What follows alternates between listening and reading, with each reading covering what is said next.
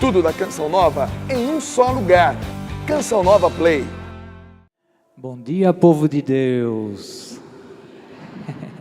Que bom que Deus nos juntou mais uma vez.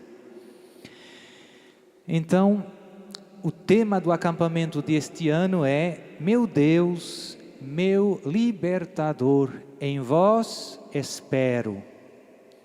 Vamos repetir para deixar essa palavra já entrar no nosso coração. Meu Deus, meu libertador, em vós espero. Tantas vezes o desespero parece querer dominar o nosso coração em algumas situações da nossa vida. E queria começar com uma passagem da carta aos Coríntios, da primeira carta aos Coríntios, uma passagem também bem conhecida, 1 Coríntios 6, versículo 9 até ao versículo 12. 1 Coríntios 6, 9 a 12. E diz Deus, através da boca de São Paulo, a todos nós hoje: irmãos, acaso não sabeis que os injustos não hão de possuir o reino de Deus? Não vos enganeis, nem os impuros, nem os idólatras, nem os adúlteros, nem os efeminados, nem os devassos, nem os ladrões, nem os avarentos, nem os bêbados, nem os difamadores, nem os assaltantes hão de possuir o reino de Deus. Ao menos alguns de vós têm sido isso, mas fostes lavados, fostes santificados, fostes justificados em nome do Senhor Jesus Cristo e pelo Espírito de nosso Deus. Tudo me é permitido, mas nem tudo me convém. Tudo me é permitido, mas eu não me deixarei dominar por coisa alguma. Palavra do Senhor, graças a Deus. Então, uma passagem forte de Paulo, com a qual damos início ao nosso acampamento deste ano. E nesta primeira pregação eu queria meditar com vocês num fenômeno que eu noto que muito forte lá na Europa, não sei se aqui no Brasil é do mesmo jeito, mas penso que sim, e que através do qual o demônio tem afastado, sobretudo os jovens, do caminho de Deus. Um fenômeno que eu considero preocupante, com o qual o inimigo vai escravizando, sobretudo os jovens. Qual é esse fenômeno, padre? É o fenômeno que eu noto, como eu dizia, nas novas gerações, da incapacidade de assumir compromissos estáveis. Parece um pouco confuso no início. Eu noto que hoje as pessoas, sobretudo os jovens, têm uma maior dificuldade em assumir compromissos na sua vida. Os jovens e muitos irmãos, muitas pessoas fogem dos compromissos. Veem nos compromissos uma coisa ruim. Comprometer-se é como se fosse atar-se às mãos. Então, tudo que é compromisso, se você lá na sua paróquia fizer um evento de cura e libertação, vem todo mundo. Se o padre disser, quem está disponível para assumir este ministério? Todo mundo foge. As pessoas fogem do compromisso. Por quê? Por que esse fenômeno? Eu penso que tem 3 motivos principais. Um, que se compreende até um certo ponto, é o nosso mundo se tornou muito corrido. E tudo muda muito rápido. Tudo muito rápido. Né? A vida das pessoas muda.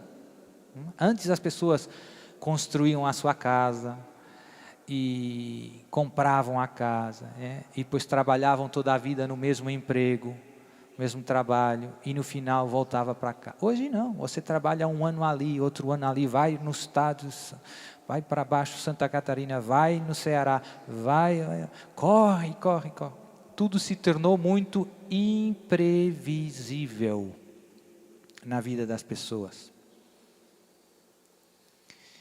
Então, as pessoas não querem comprometer-se porque, por exemplo, comprando uma casa, fazendo um empréstimo, porque você não sabe se daqui a 2 anos o seu patrão não vai mandar você lá para o Mato Grosso. Né? Então você começa comprando a casa, próximo ano tem que ir embora. Então tem algumas pessoas que não querem comprometer-se por motivos razoáveis, lógicos. As coisas mudaram, a vida é mais corrida, é mais imprevisível. Você não consegue saber exatamente como vai ser a sua vida daqui a 5 anos, daqui a 10 anos. Antes não, antes você conseguia mais ou menos prever. Este é um fator, digamos, que não depende de nós, da nossa vontade. É um fator externo, é um fator social, cultural. Mas existem outros 2 fatores, penso que mais importantes do ponto de vista espiritual, e neste sim nos interessa meditar com atenção e ter cuidado. Eu noto que, em geral, as novas gerações, sobretudo na Europa, crescem num ambiente de grande abundância material. Os pais hoje têm algumas possibilidades econômicas que muitas vezes os seus pais não tiveram, seus avós. Então as crianças crescem e têm 2 anos e já tem um tablet, e tem um iPhone, e tem um montão de coisas. Com 2 anos. Agora vinha no voo, voando lá de Portugal ontem, do meu lado estava um casal com 2 meninos, bem pequeninos, já tinha tablet, iPhone circulando. E eu noto que muitos pais com boas intenções tentam dar para os filhos coisas que eles nunca tiveram. Por exemplo, isso dos tablets. E os filhos se habituam a terem tudo e se tornam com muita facilidade pessoas muito caprichosas. Você chora, recebe um tablet. Você vai nas aulas, o pai diz, se você estudar, te dou uma bicicleta. Meu pai dizia, se você estudar e tiver boa nota, você fez a sua obrigação, meu filho. Não havia bicicleta. E então eu vejo que muitos pais com boas intenções acabam por não preparar os seus filhos para a vida, para a dureza da vida. Por quê? Porque lhes dão facilidades a mais, e as facilidades a mais não fazem das crianças futuros homens e mulheres maduros. As crianças, os jovens ficam muito pouco preparados para as lutas da vida, para os compromissos da vida. Exemplo, esse jovem cresce, o pai dá tudo, dá motor, dá tablet, faz tudo o que ele quer, ele tem, e depois ele um dia diz, eu vou casar com essa moça tão bonita. Mas vai, casa, passado uma semana, onde estão os meus pais? Quebrou o tablet. Né? Os primeiros obstáculos da vida, eu vejo que os jovens não têm virtudes humanas para perseverar nos compromissos da vida. O mesmo acontece com as profissões. Os jovens estudam, tiram o seu curso, engenheiro, mecânico, eletricista, e vai trabalhar, mas não está habituado a acordar cedo, não está habituado a ser responsável e desiste do trabalho com muita facilidade. Então aí a culpa não é tanto dos jovens, é mais da educação que eles receberam, que não os preparou para assumir os compromissos do casamento, do trabalho, os compromissos religiosos e outras coisas. Também podia falar das vocações consagradas, freira, padre. Então, isso também se nota nos seminários. Os seminaristas são muito imaturos. Por quê? Porque a vida familiar, com a abundância material, não está preparando os jovens para o mundo. Em poucas palavras, facilidades a mais não nos ajudam. Por quê? Porque não permitem que cresçam as virtudes. Pelo contrário, crescem os vícios. A juventude se torna preguiçosa, irresponsável, caprichosa, incapaz de superar os obstáculos. Uma boa educação, os pais ajudam os filhos a ter capacidade de superar os obstáculos. Antes isso acontecia de modo natural, porque vinham obstáculos, não tinha jeito. Então as crianças, os jovens se habituavam a ser pessoas responsáveis, sacrificadas. A vida não era fácil. E você tinha que corresponder, não tinha outra alternativa. Então, este é um problema que eu vejo que é grande e que depois perturba muito a vida de muita gente. Como eu disse, depois tem problemas no casamento, depois tem problemas no emprego, depois tem problemas na relação com Deus. Por quê? Porque não tem a chamada virtude da fortaleza para suportar o peso da vida. A vida não é fácil. Então, esse é um problema que está lá escondido, mas pois que tem muitas manifestações. Certamente, muitas pessoas que vêm nesses acampamentos acabam estando em grandes situações de sofrimento, porque foi tudo isso, foi toda uma educação, uma infância que não os preparou para a vida. Tem uma história que eu penso que já contei num evento, mas que resume um pouco essa situação. Uma vez, tem uma senhora que ajuda a visitar as pessoas que vivem na rua, sem casa, lá em Lisboa. Tem uma van e passam distribuindo a sopa, os cobertores, lá faz frio no inverno. É um grupo católico e então sempre também se dedicam a escutar as pessoas que estão na rua, os mendigos, falar com eles, rezar com eles, no fundo dar amor. E uma vez, uma senhora partilhou comigo, falou com um senhor que estava todo sujo, um pobre, vivendo na rua, e começou falando com ele, e ele começou falando, e ela percebeu que ele tinha tido uma família rica, e tinha tido muitas coisas boas na vida, né? E que ele era inteligente. E falando, chegou um momento em que esse jovem disse para ela uma frase que tocou muito o coração dela. Disse: a senhora sabe por que é que eu hoje estou vivendo na rua? E ela disse: não, porque nunca teve ninguém na minha vida que dissesse um não para mim. Nunca teve ninguém na minha vida que dissesse um não para mim. Então tem pais que não dizem um não nunca para os filhos. E depois os filhos se tornam incapazes de assumir as responsabilidades da vida. Ficam mal educados, impreparados. E tem uma terceira causa, e esta também muito importante, que é, em geral, no mundo em que vivemos, tem uma ideia de liberdade um pouco deformada.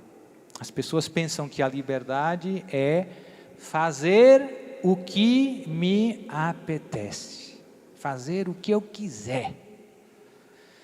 Então, essa ideia que está muito difusa, se calhar alguns de vocês estão pensando, padre, mas não é isso? Não é isso, não é bem isso. Tem um pouco de verdade essa frase, mas tem veneno dentro. São Paulo, na leitura que eu escolhi, diz, tudo me é permitido, mas nem tudo me convém. Então, a liberdade não é simplesmente fazer o que eu quiser, o que me apetecer. É fazer aquilo que é bom para mim, aquilo que me convém, como diz Paulo. Tudo me é permitido, mas não tudo me convém. Tem coisas que me convêm, tem coisas que não me convêm. Beber água me convém. Beber gasolina não me convém. Padre, gasolina com sabor a morango não me convém. Né? Cuidado, porque às vezes a gente pensa, eu sou livre. Copo de gasolina com sabor a morango. Ah, que bom. Né? Depois acende um fósforo, bum. Tudo me é permitido, mas não tudo que me convém. A liberdade humana foi feita para o bem, foi feita para o amor. Portanto, se você usar a sua liberdade para escolher o bem, você se torna mais livre, mais pessoa. Se você usa a sua liberdade para pecar, você destrói a sua vida e também a sua liberdade. Portanto, é mais livre aquele que faz o que lhe convém do que aquele que peca. É verdadeiramente livre. Jesus prega sobre isso quando tem essa discussão com os judeus lá no Evangelho de São João. E a verdade vos libertará. E os judeus diziam, mas nós somos livres, não somos escravos. E Jesus, todo aquele que comete o pecado é escravo. Jesus está dizendo, a verdadeira liberdade está no bem, quando você escolhe o que é bom, quando você escolhe amar. Quando você peca, você é escravo, diz o Senhor. Mas como eu dizia, no mundo em que vivemos, essa é também uma das grandes mentiras do inimigo, nos convenceu que a liberdade é fazer o que eu me apetecer. No outro dia vi um anúncio lá em Portugal que dizia, segue o que sentes. Ou seja, você se deixa guiar pelos seus sentimentos. Qual é o problema? Se você se deixa guiar pelos seus sentimentos, acaba fazendo o que não convém, acaba destruindo a sua vida, não sendo livre. Às vezes os sentimentos ajudam, tenho sede, bebo água, às vezes não. E com esse conceito de liberdade errado do mundo, liberdade é fazer o que se quiser, qualquer compromisso é no fundo uma espécie de amarrar as mãos, de perder liberdade, porque comprometer-se é escolher uma coisa. Se você escolhe uma coisa, já não pode escolher as outras. Se você se compromete, você parece que está perdendo possibilidades de escolha. E, portanto, aos olhos do mundo, parece que você está perdendo liberdade. Veja com atenção. Aos olhos do mundo, comprometer-se é perder liberdade. Você se vai casar? Não se case, meu irmão. Você hoje está com essa e depois logo se vê. Vai casar para quê? Lá em Portugal também se nota muito esse problema. As novas gerações já não se casam. Nem no civil, que não é casamento. Entre dois batizados, só tem um modo de casar-se na igreja. Casamento civil entre dois batizados não é casamento. Mas nem no civil. Antes foi gradual. Hein? Antes os casamentos na igreja diminuíram e tinha casamentos no civil. Quem não casava na igreja, casava no civil. Hoje, lá, não casa. Junta só. Cá no Brasil, penso que também tem isso, né? Infelizmente. Por trás, o que está na cabeça dessa gente? Por que comprometer-se? Quero deixar todas as possibilidades abertas. A vida é incerta, a vida muda muito. Hoje gosto de você, amanhã não gosto. Não quero comprometer-me. E mesmo entre aqueles que se comprometem, que se casam, em Portugal tem uma média de 75% de divórcios. Mesmo aqueles que querem casar-se, acabam mudando de ideias e sendo infiéis aos seus compromissos. Uma coisa que eu vejo também cada vez mais frequente. As pessoas hoje dizem uma coisa e amanhã, deixa. Não, afinal não é com você. Então a palavra fidelidade ao compromisso, a palavra dada, vale pouco no mundo de hoje.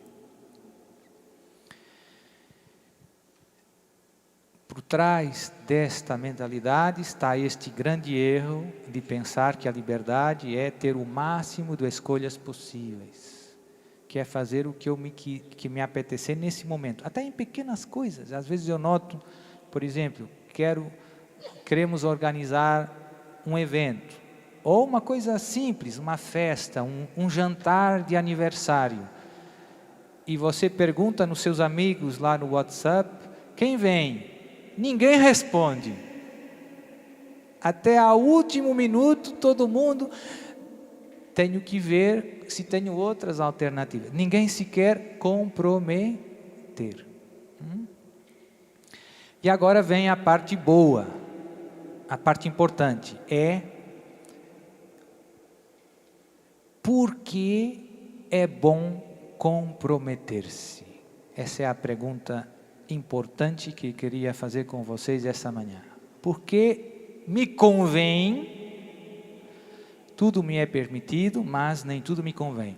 Padre, por que é que me convém comprometer-me?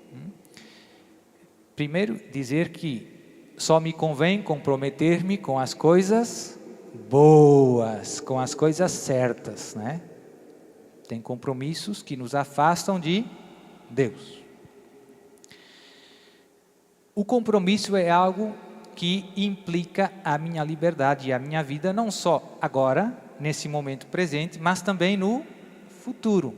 Tem compromissos mais pequenos, uma festa, um evento, e tem compromissos que comprometem muito a nossa vida. Casamento, o sacerdócio, a vida consagrada, aqui os consagrados da comunidade.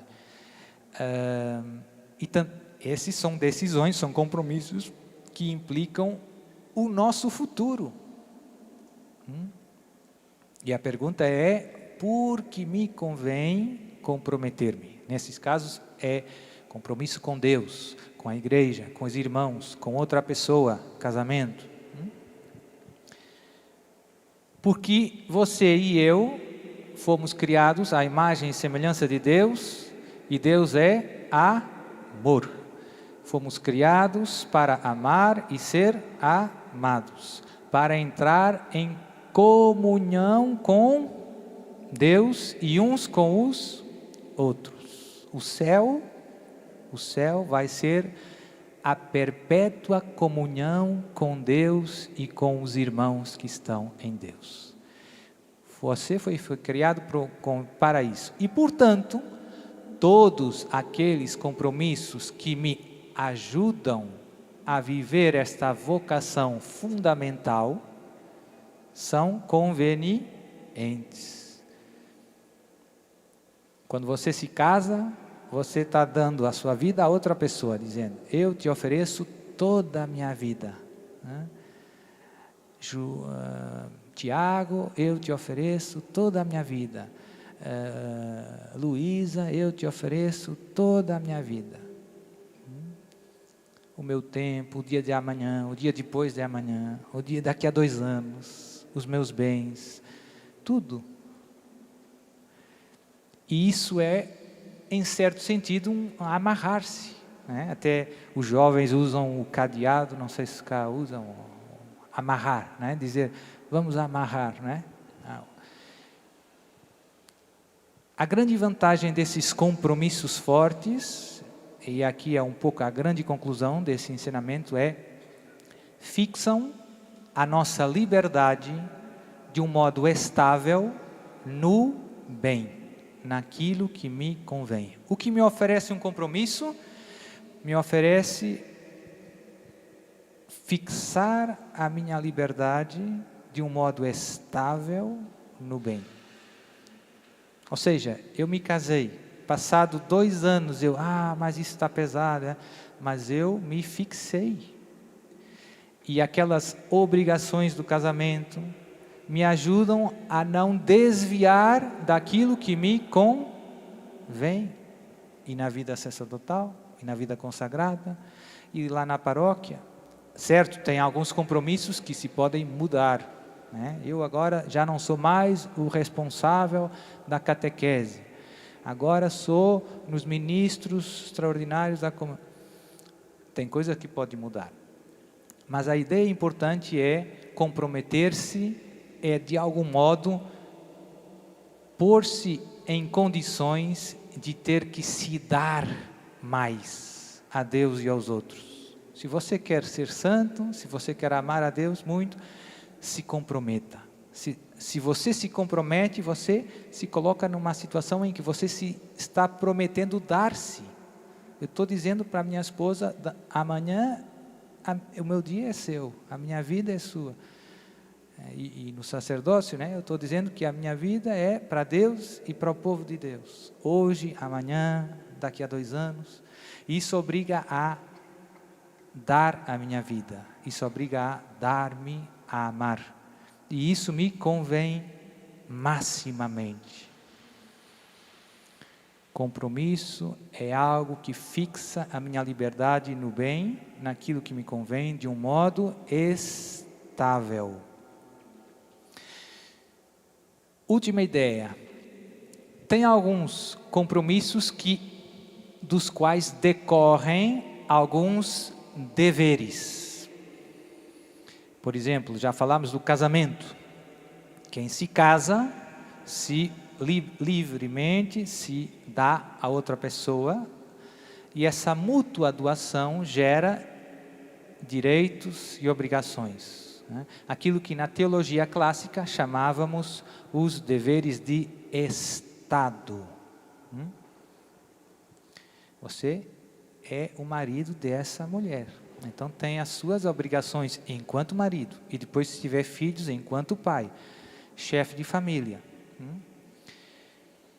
E esses deveres de Estado são algo, como eu dizia, são coisas que decorrem do seu compromisso, que também eles são de algum modo outros compromissos que nascem desse grande compromisso, e através dos quais nós, no fundo, servimos a Deus e aos irmãos.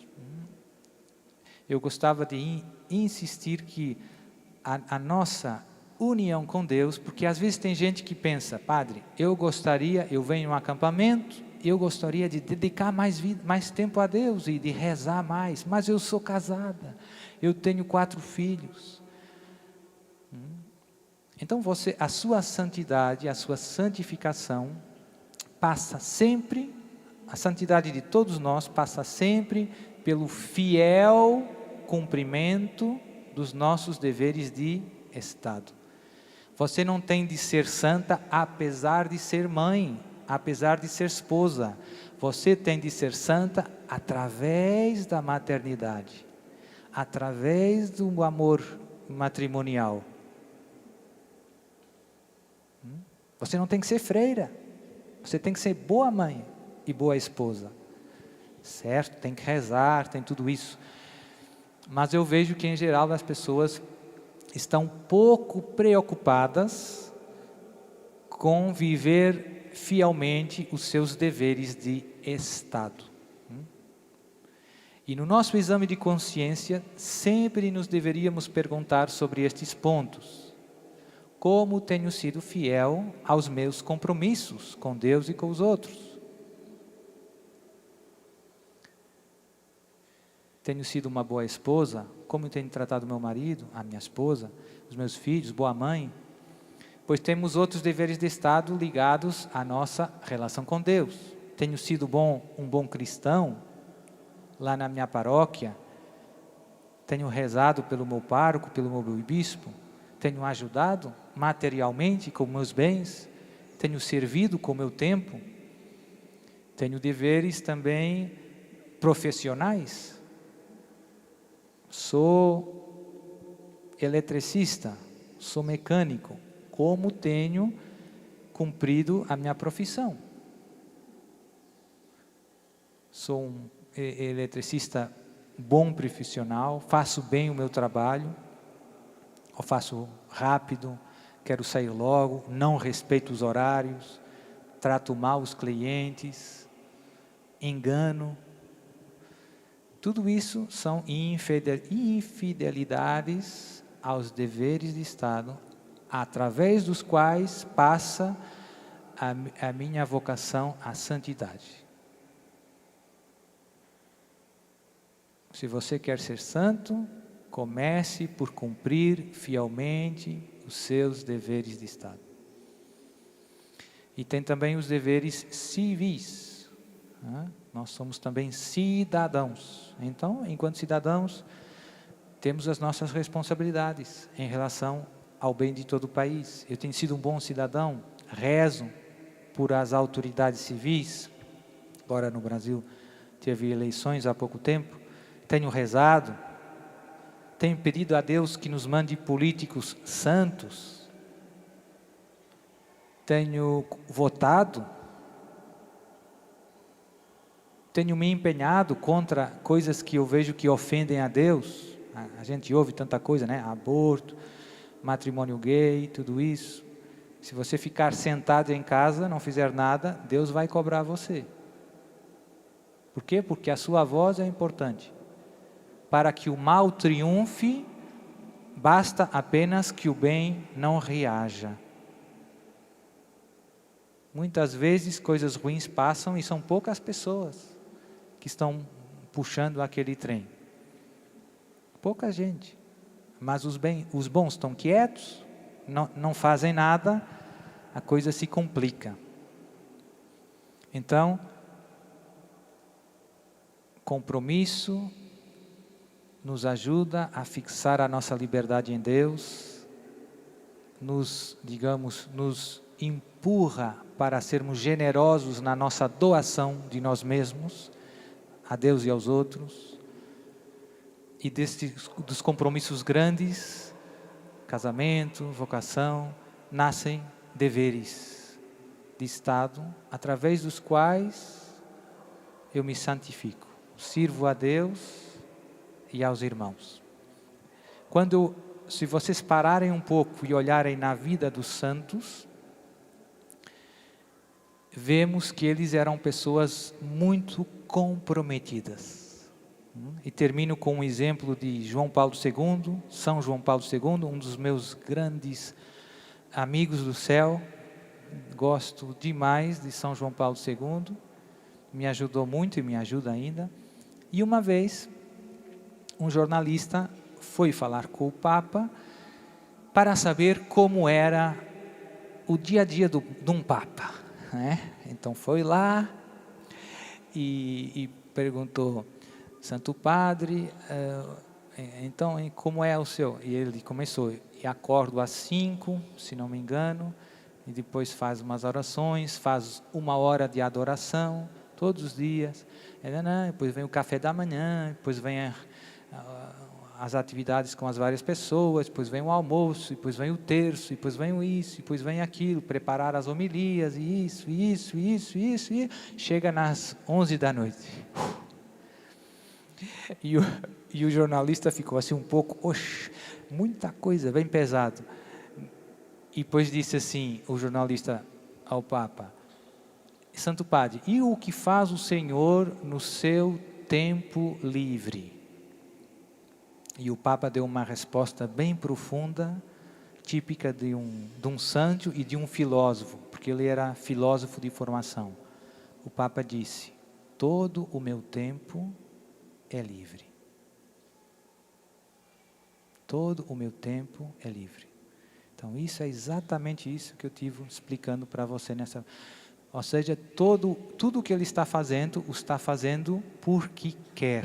Esses compromissos são a manifestação da sua doação a Deus e aos outros. São a realização daquilo que lhe convém.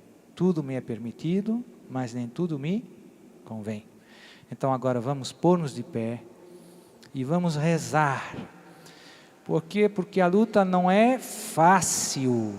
Padre, ser fiel não é fácil. Ser fiel aos deveres de Estado, familiares, profissionais, religiosos, civis, não é fácil. E muitas vezes nós só pensamos nas coisas pesadas, eu não cometo adultério, eu não roubo ninguém, mas tem um montão de coisas mais pequenas que são muito importantes para quem quer ser perfeito no amor. Para quem ama, tudo é importante. Então, fecha os seus olhos, eleva o coração até o céu e repete com um coração verdadeiramente sincero: Senhor Jesus, Senhor Jesus, eu te amo com todo o meu coração. com todo o meu coração. Te peço Te peço que te reveles que te reveles em minha vida, em minha vida, que me mostres que me mostres aquilo que queres de mim, aquilo que queres de mim, as pequenas tarefas, as pequenas tarefas, os pequenos serviços os pequenos serviços e também os grandes compromissos. e também os grandes compromissos. A minha vocação, A minha vocação, te peço a graça te peço a graça de não ter medo de não ter medo de me dar, de me dar, de me comprometer, de me comprometer, de me amarrar de me amarrar ao amor. ao amor. E quando E quando as tentações vierem, as tentações vierem, o inimigo me atacar o inimigo me atacar, e me sugerir me sugerir, desviar desviar dos meus compromissos contigo, dos meus compromissos contigo, concede-me, Senhor, concede-me, Senhor, a graça a graça de permanecer fiel, de permanecer fiel, de permanecer firme, de permanecer firme, de permanecer alegre de permanecer alegre na doação na doação sincera sincera de mim mesmo, de mim mesmo, a Ti a Ti e aos meus irmãos. e aos meus irmãos. Tudo da Canção Nova em um só lugar. Canção Nova Play.